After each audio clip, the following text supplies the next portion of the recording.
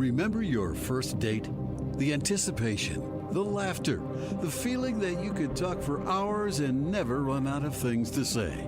But somewhere between busy schedules, responsibilities, and the everyday routine, those moments can fade.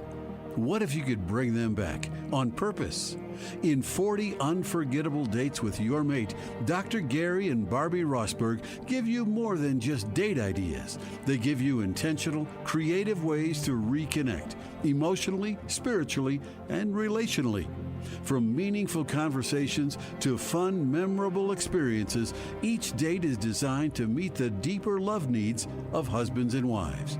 Because great marriages don't just happen, they're built, one intentional moment at a time. Start creating moments that matter today. Visit therosberggroup.com and click on the Resources tab to get your copy of 40 Unforgettable Dates with Your Mate.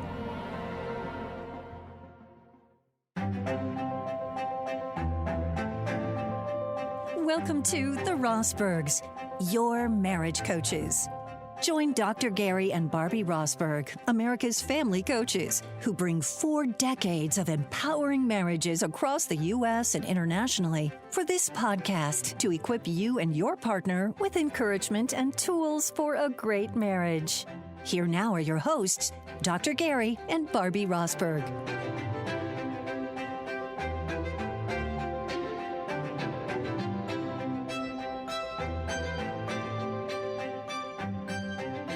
We are the Rosbergs, your marriage coaches. Welcome back to our podcast.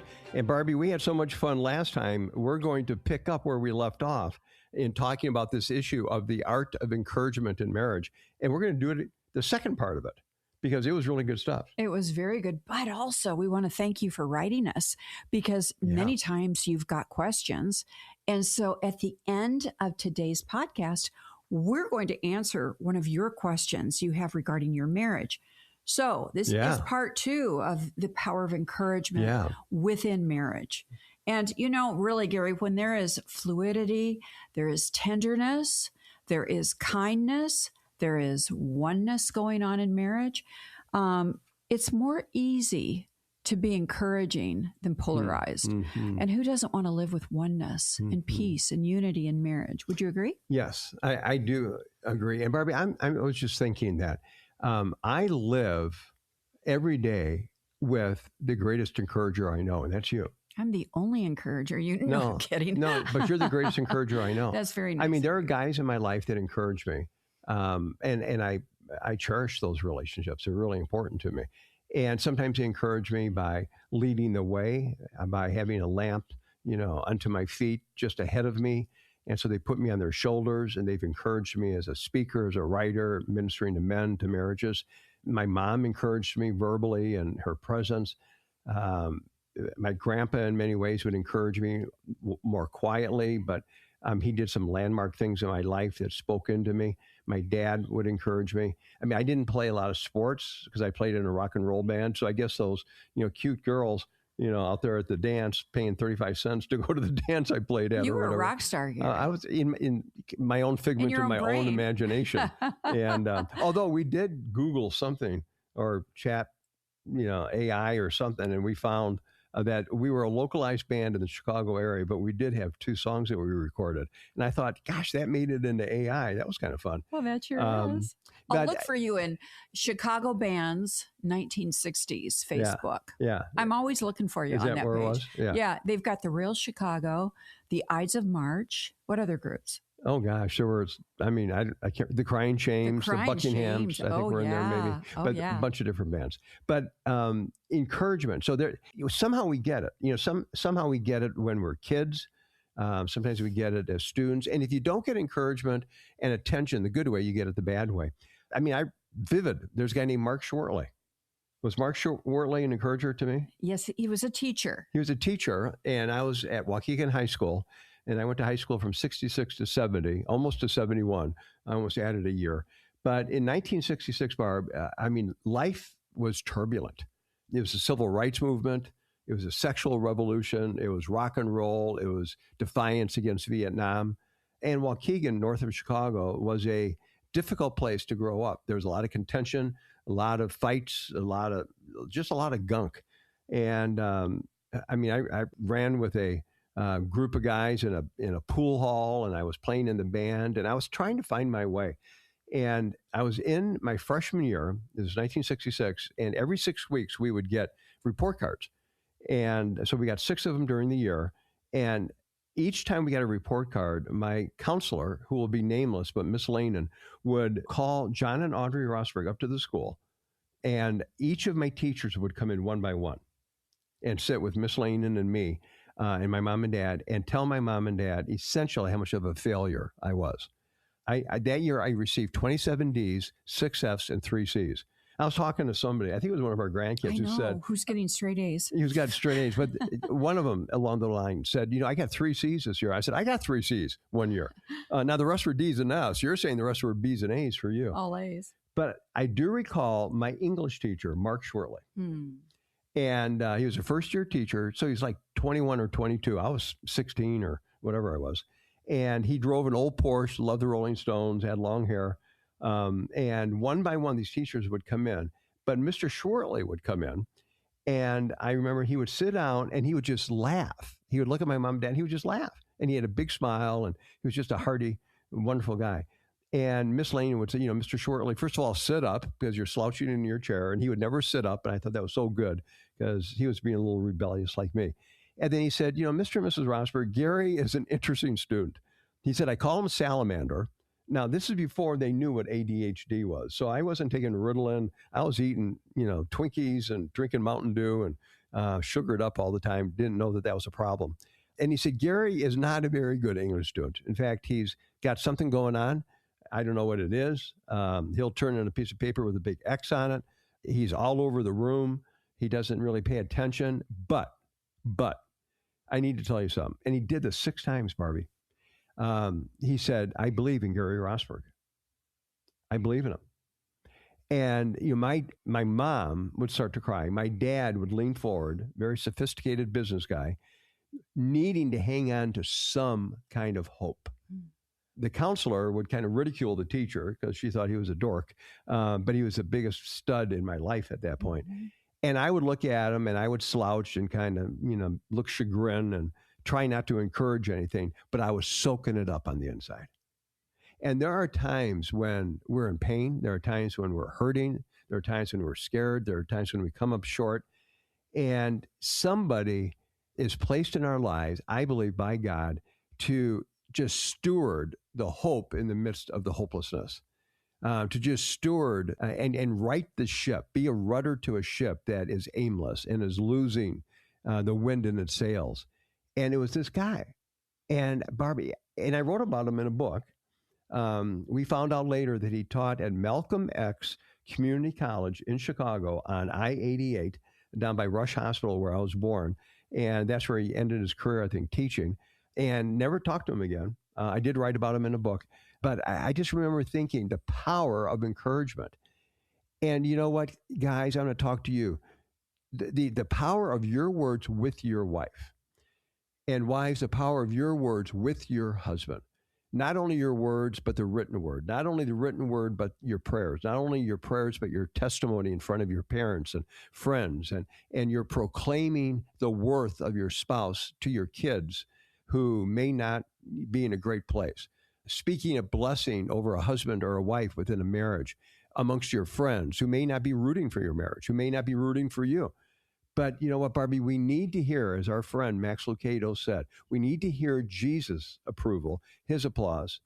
But I'm going to tell you, friends, you desperately, and I live with the fruit of Barbie's belief and encouragement, you need to hear the blessing and the encouragement from your spouse. And spouses, you need to be proclaiming it to the rooftops with your husband or your wife.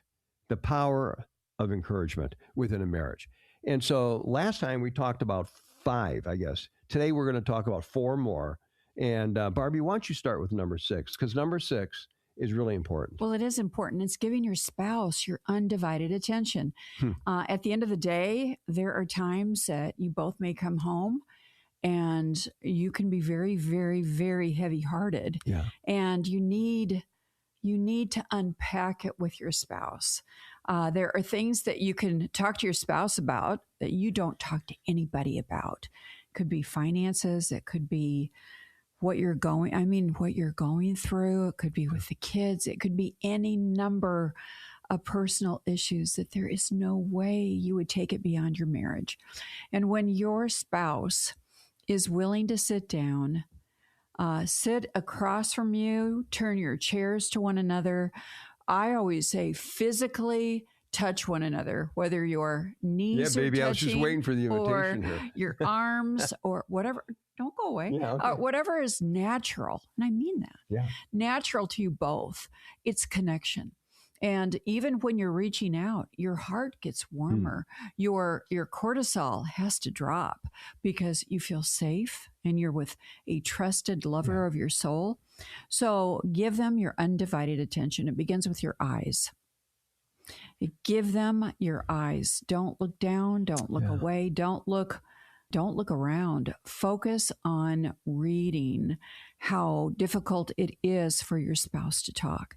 Think about clearing your head of any distractions, because if you're thinking about the water bill, or you're thinking about calling your mom back, or you're thinking about you really should mow the lawn, any number of things, it's going to break that connection and they can read you. I think in marriage, we really are students of our mates, and we know if they're with us or if they are faking it. So when we give our undivided attention, we're giving our eyes, we're giving our mind, we're causing our heart to listen through emotions, through intensity, as far as if our spouse is ramping up and how we can help them de-escalate, or if we are just needing to listen and learn. So how do we stay undivided? Put your phone down, turn off your phone, make eye contact, listen with both ears. And, one thing I know that both men and women do really well, whether you're working in or out of the home, we are very good at problem, solution. We women, we do it all day long. We do it within our home. We do it in the business industry, and we do it with our kids.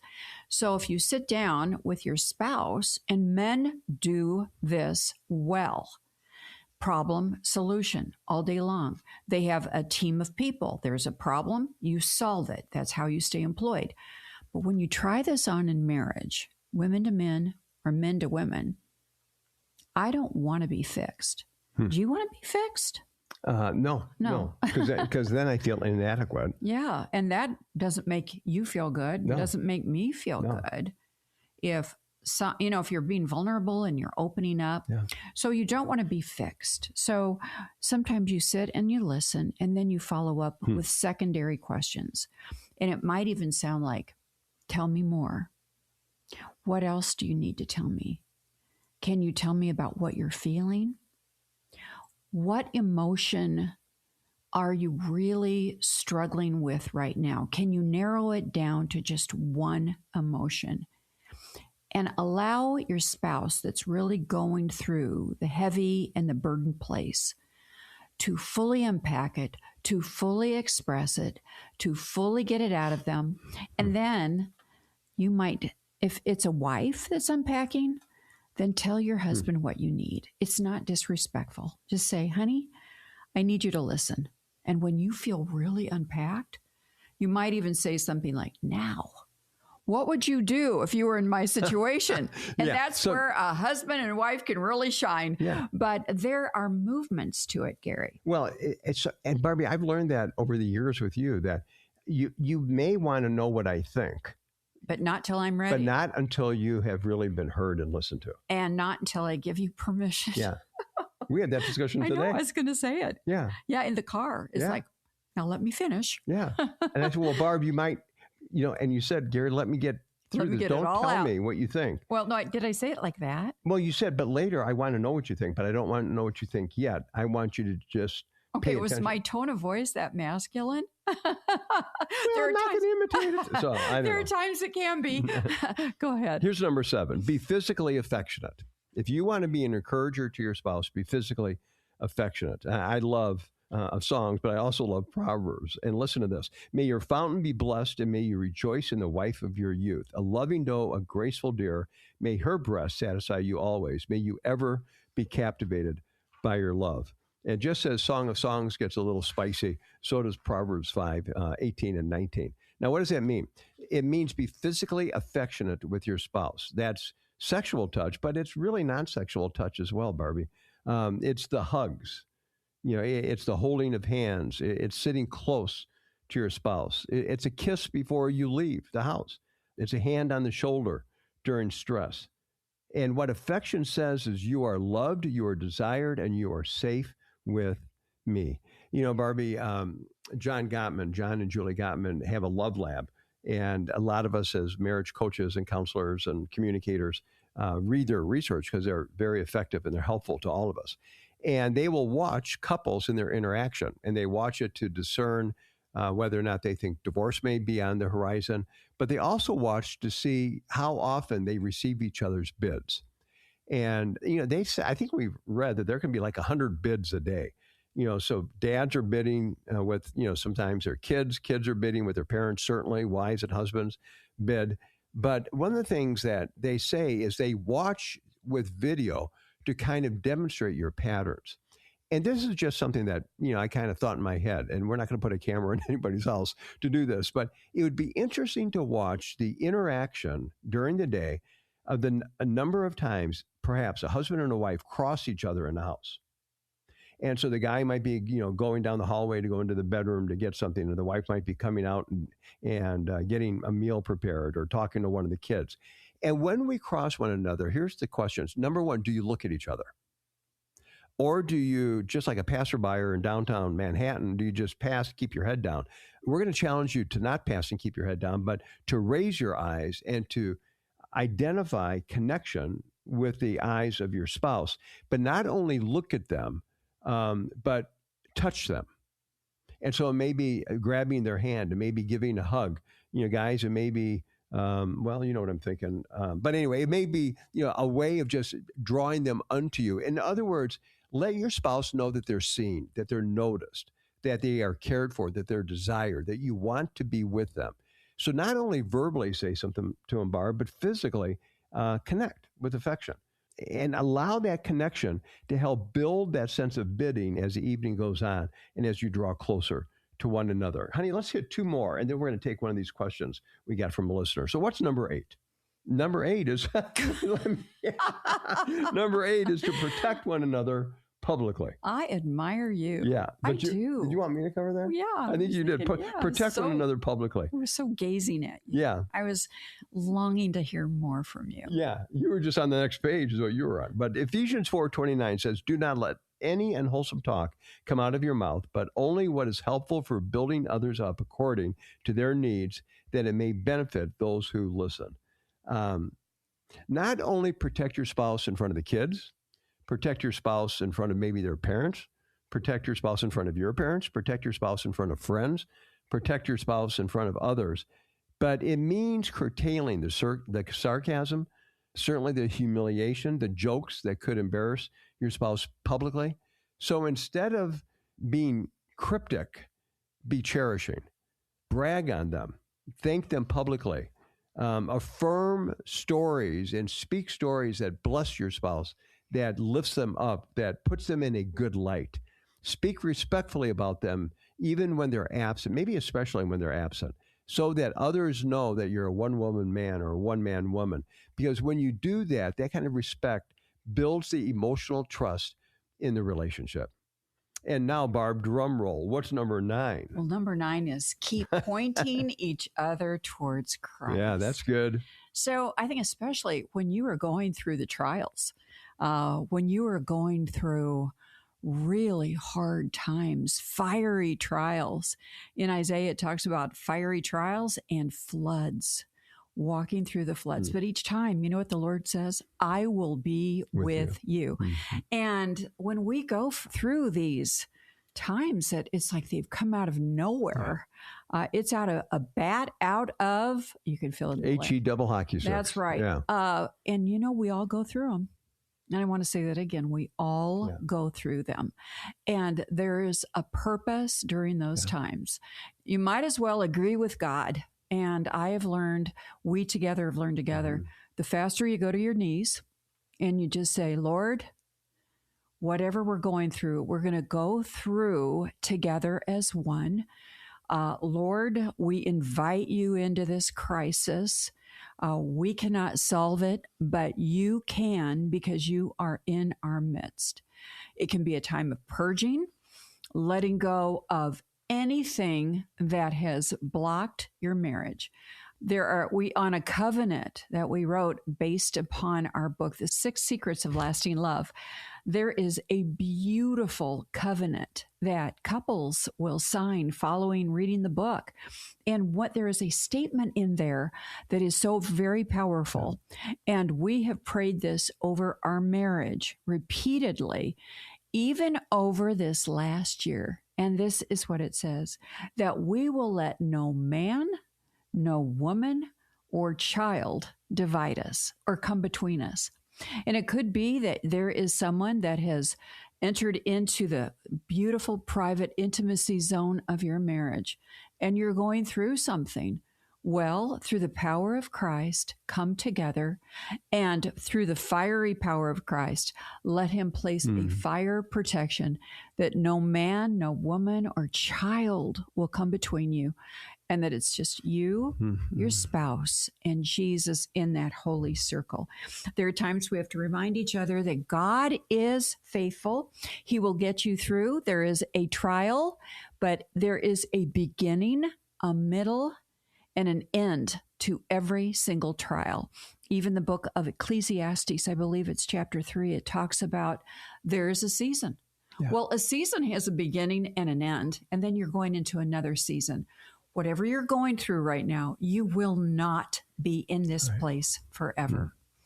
God is also so mighty in grace. Grace is available. You're going through a fiery trial. Have you asked God for more grace? Have you asked God for more grace for yourself? Have you asked God for more grace that you can give to your spouse? Have you asked for more grace in your marriage and ask God to give your spouse grace for you or for himself? Grace is available, but boy, we have to ask for it. Yeah. And when we're going through things and our heart's broken, we are more apt to identify this is what we need in our marriage. Failure is not final. God can use every single failure and make it an opportunity. We were in a group with our dearest friends the other night, and they talked, though I don't know what it was they were talking about, but someone in someone's family had gone through something significant earlier in life, and had they not gone through it, then they wouldn't be where they are today. And they are in very, very big places. So even without needing to know the details, God was glorified in that conversation. And God gave me the hope that no matter what you're facing in your marriage or in your family or even in a friendship, God, when he's in it, can do amazing things. And oftentimes you never know until you look backwards and you see the work that he has done since that time. God is shaping you both. So remember that when you go through trials, point each other to Christ. It might be that say your husband did something and he's opened a door to something that isn't good or healthy for your marriage. I just want to encourage you that there is something in there for you as a wife. And though it may not feel like it, though you might be hurting so much, that God can take it and reshape it and create in you both something brand new. And from those different events, we learn to lock it down, to boundary it up, and we grow together in Christ.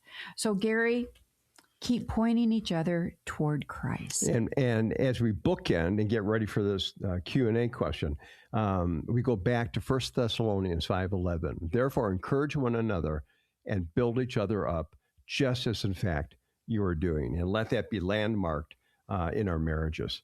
Okay, Barbie, let's take a question, Okay. and then maybe in the next podcast, Thank you for writing. We'll tackle some more questions. We'll do more questions in the next podcast. All right. So do you want to pick a question? 'Cause No, we've got some here. you go ahead. You want me to? Mm-hmm.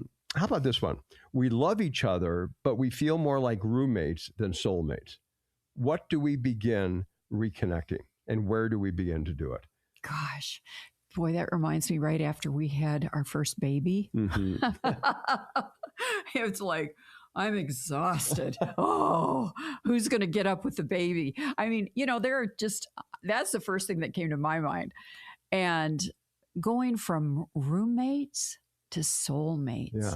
I think if you can sit down, and I want to hear what you think, and we'll go back and forth. Yeah, that's fine. But you have to identify, are you feeling more like a roommate? Yeah, me too. We got to do something about this. It's interesting. When we fall in love, we're not roommates. Yeah. And so I think we pursue that becoming a soulmate because, we want to be with each other. We want to unpack everything that's going on in the other person's life. We're attentive. We're putting our best foot forward. We're doing all those things to invest in the relationship.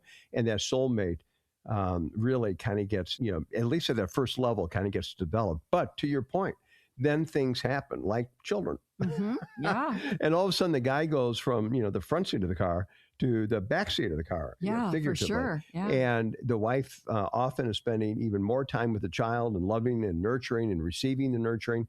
And guys sometimes feel like, we're just kind of roommates because we've lost the passion, we've lost the romance, we've lost the connection. But then you go through other phases where it's not because of children, it's because of life just beating you up. Mm-hmm. And so you're coexisting, you're eating the same food. Much of the time, the temperature is the same in the bedroom at night. And throughout the day, you're driving in the same car, but you're really not connecting. So you disconnect. And this question is a good question. How do we reconnect? And Barbie, I see I got pulling real out busy. I know. A copy of The Six Secrets to Lasting Love Yeah. is a great book. And the reason I'm pulling it out is because we have a... kind of a graphic. It's called a marital map. Yeah. And folks, it's free. And so whether you have the book, you can take it yourself, or if you want it, write in to info at America's Family Coaches. Or info at AF Coaches. Info at AF Coaches, and we'll make sure to send it to you. Yeah. But it is the marital map. And I got it out because it is so, so great. You might see something shaped like a mountain. And that's what it is. We even call it like a wedding cake because you really do start at the very top. It's the dream marriage. It's like the man and woman. It's the bride and groom on the top of the cake. And you're going to live happily ever after. And that's our goal. And we want to be soulmates. And that's a great goal. Yeah. But sometimes, as you said, life happens. And we can go through the stops as far as what can happen. But we can also bring you right back up to the top of the mountain so you can have the marriage that you've always dreamed of, so that you can have the more in marriage. But as far as the marital map, you should probably take this with your spouse. You might start with a dream and then something happens, you get disappointed. Maybe your spouse didn't make the bed like your mom made the bed for you. Who knows? You mean you're supposed to make the bed? Exactly. Yeah. So living together, maybe creating the stress of both of you having jobs and not getting the house cleaned up. Who knows? But you can get really disappointed. Then you could get into discouragement. It could be that you don't feel like you're getting enough attention from your spouse. Yeah. And you're spending more time alone than you thought you would spend after you got married. Any number of things. So you can go from disappointment to discouragement, a very common word used for often newlyweds. But then you can get into distance when you don't know how to connect, to communicate with hope and reason and even prayer and leading you back to that oneness. Then you can grow distance in your marriage. So if you're not really connecting at these stops, then you go down to disconnect, which is really a very dangerous place because the attachment, there's more distance than attachment. And then this is about the place where people are figuring out something's really wrong. It's discord. It's malice. You're edgy. You're brittle with one another. And it's as though it's really breaking down. And then what happens, Gary?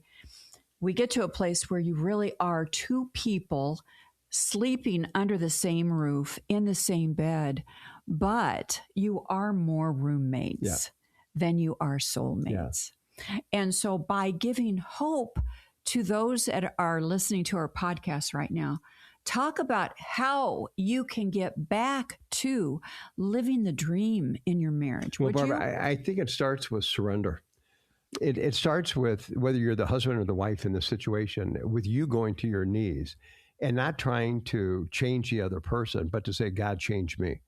God, make your presence known to me. Speak into me. Be patient with me.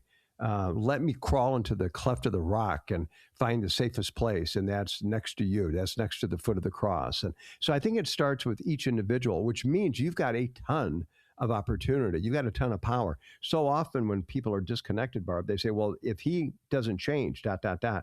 And my response is, don't worry about him changing or her changing. What is God wanting to change in you? So believe that God is who he is, that he is redemptive, that there is second chance, that and a third and a fourth and a fifth and so on, that he has hope, he has answers. Let your heart be tenderized through your surrender, through your confession, and through that contriteness. I think it starts there. What about forgiveness? Well, moving towards the forgiveness, I think it also means you do small moments.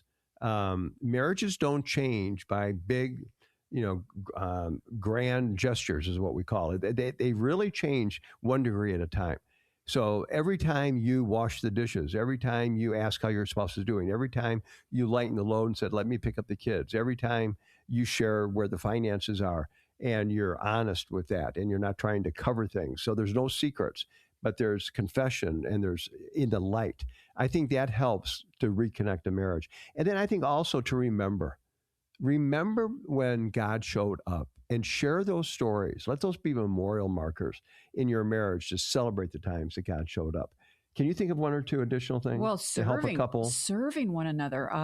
We wrote about 6 secrets, and the first one is that of experiencing true forgiveness in your marriage. Yeah. Then second of all, as Gary said so well, and that is serving one another. Serve one another. And to live out your forgiveness.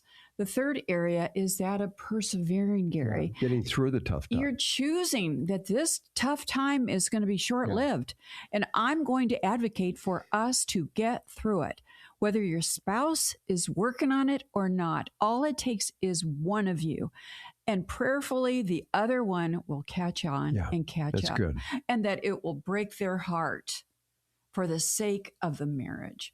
Gary, talk about the power of guarding. Well, I think guarding your heart. Guarding your heart from temptations, of power, of control, of anger, of passivity, sexual temptations, any number of areas where boundaries need to be established. And then celebrate with one another emotionally and spiritually and sexually. In other words, celebrate the union. And then remember the covenant and renew the covenant daily. Marriage is daily. Life is daily. The Christian walk is daily. So renew it daily. Let each morning be fresh and new. Let God's mercies refresh you and wash over you. Can you make a marriage take off, and can it have a restorative experience, and can it be new again and fresh again? It absolutely can. Yes. But it takes one step at a time. Yes. And does every marriage go through? And every marriage goes through. Being roommates from time to time. Yeah. And so go for the soulmate. Yeah. Life is short. Yeah. But Gary, light a fire under your marriage. Yeah. Date your mate. Create the ambiance in your home. That's good, Barbie. How do you spell romance? It's atmosphere. It's preparing.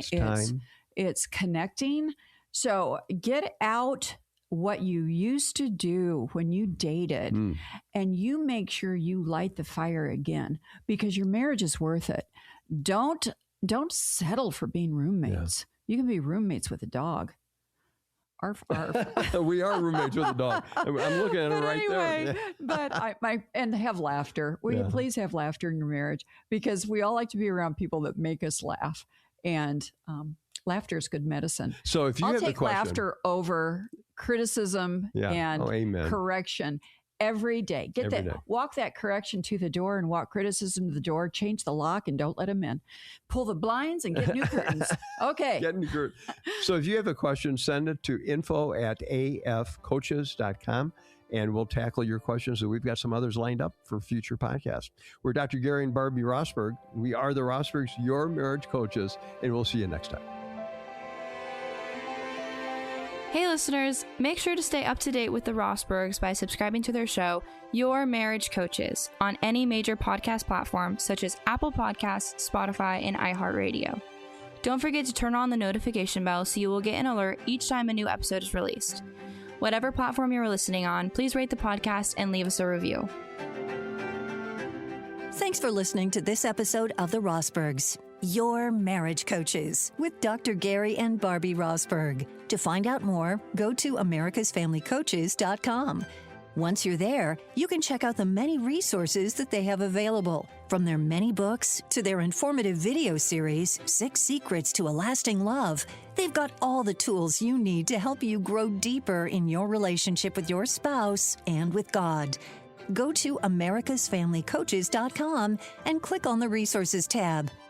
We appreciate your prayers and support for this ministry. Find out how you can come alongside us when you go to americasfamilycoaches.com. Just search the top of the index for the Donate tab. Thank you for listening in today. Be sure to join us next time for another episode of The Rosbergs, Your Marriage Coaches, with Gary and Barbie Rosberg.